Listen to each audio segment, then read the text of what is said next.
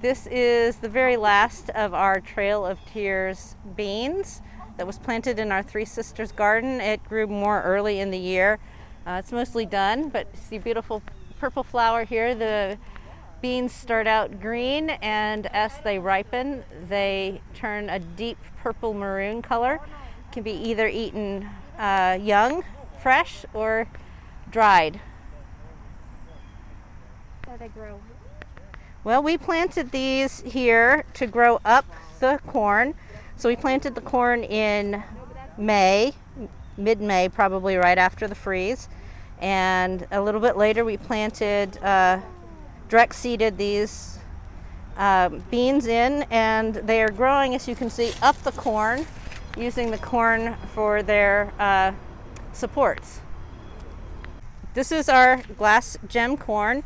It's an heirloom variety. This is in our Three Sisters garden. So we were looking for as authentic as we could find. This is a dent corn.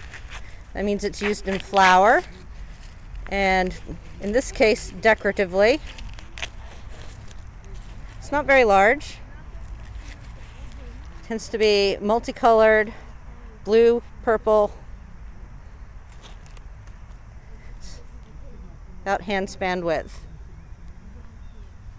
Since this is dent corn, if we want to save it for seed for next year or dry it, we're leaving it on the stalk until it's dried out like this.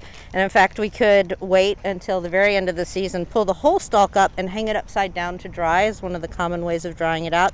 If this were sweet corn, which we didn't grow any sweet corn this year, but if it was, we'd pick it when it was still green. This is what you would see at a farmer's market or the grocery store, the green husk. And you can see here the tassels at the top from where they were pollinated. One thing that I just learned is that each of these kernels is attached to a piece of silk, and that is how they get pollinated. And I did not know that until this year.